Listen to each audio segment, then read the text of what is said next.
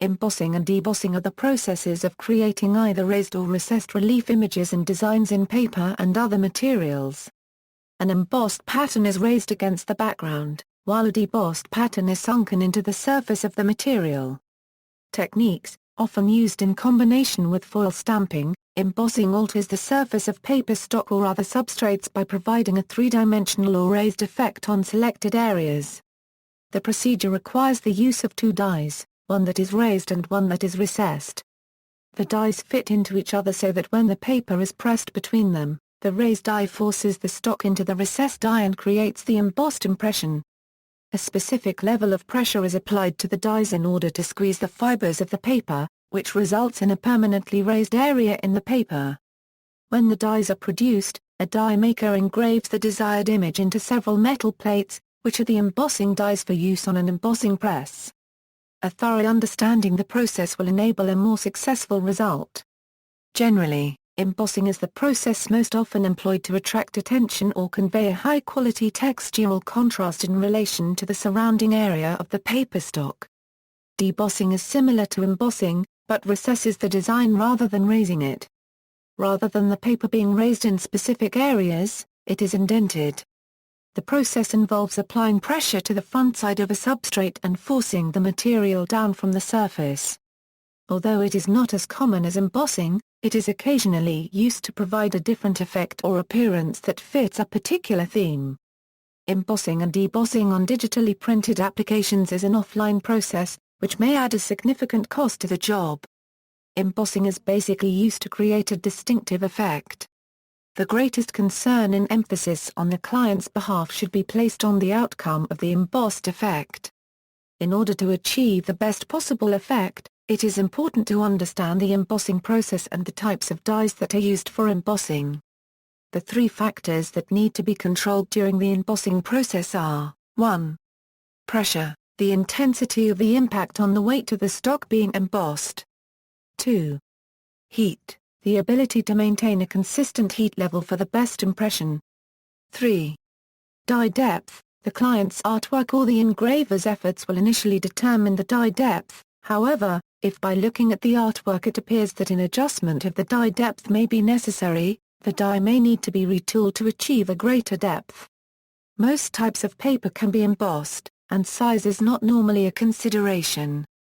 Embossing without ink, so that the image is raised but not colored, is called blind embossing. Embossing used in conjunction with ink, so that the raised area is colored, is called color register embossing. Embossing used in conjunction with foil stamping is called combination stamping, or combo stamping. Embossing involves a separate stage in the production process, after any varnishing and laminating. It requires a separate press run, and is priced accordingly. In addition to being used as a design element, embossing can be used to improve the performance of paper products like napkins, diapers, and tissue paper. Die materials, the metals most often used for die construction are zinc, magnesium, copper, and brass. The material used for a specific application depends upon a number of factors. Embossing types. Blind emboss blind embossing does not include the use of ink or foil to highlight the embossed area. The change in the dimensional appearance of the material is the only noticeable difference resulting from the embossing. The blind embossing process provides a clean and distinctive or subtle image on paper stock. It is best used to create a subtle impression or low level of attention to the piece, yet provides some slight form of differentiation for the finished work. Registered emboss Registered embossing is a process that places the embossed image in alignment with another element created with ink, foil, punching, or with a second embossed image. Embossed in register simulates the natural appearance of hardwood flooring by adding depth and texture in alignment with a print on the material. Combination emboss Combination embossing is the process of embossing and foil stamping the same image. It involves imprinting and aligning foil over an embossed image to create a foil emboss. A sculptured die, generally made of brass, is used for this procedure. The process requires close registration that must be controlled to keep the image and foil matched precisely. The process of embossing and foil stamping is accomplished in one operation with the use of a combination die. The combination die has a cutting edge around the perimeter to cleanly break the excess foil away from the embossed area. Pasteling. Pasteling is also referred to as tint leaf embossing. It involves the process of using a combination die to provide a subtle antique appearance to a substrate that is embossed and foil stamped. Pearl finishes, clear gloss, or similar pastel foil finishes can be selected that provide a soft two-color antique look to the embossed image. Lighter colored stocks work best to provide this soft contrasting effect. Glazing. Glazing refers to an embossed area that is a shiny or polished appearance. Most often this process is accomplished with heat that is applied with pressure in order to create a shiny impression on the stock. Dark-colored heavyweight stocks generally work best with glazing because the polished effect is much more noticeable and the dark color of the stock helps to eliminate or soften any burned appearance that may result from the application of the heat. When used in conjunction with foil, the process can provide the foil with a slightly brighter appearance. Scorching. Scorching is similar to glazing except that it is not used to polish the stock.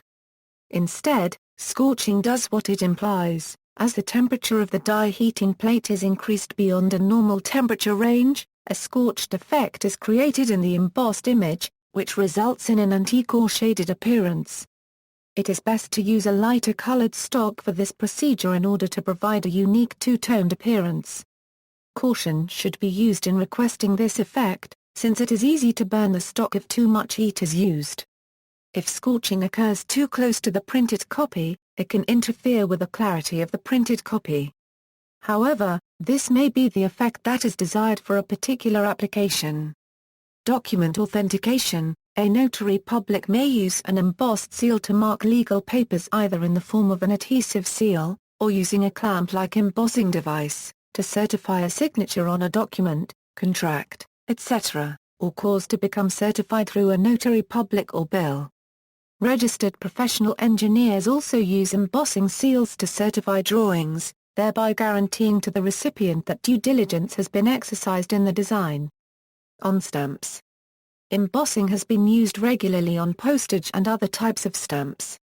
The embossed paper of a letter sheet or stamped envelope is called an indicium. Notable early examples include some of the earliest stamps of Italy, Natal, and Switzerland, as well as the early high values of Great Britain. Modern stamps still sometimes use embossing as a design element. See also, List of stationery topics, slate and stylus, relief.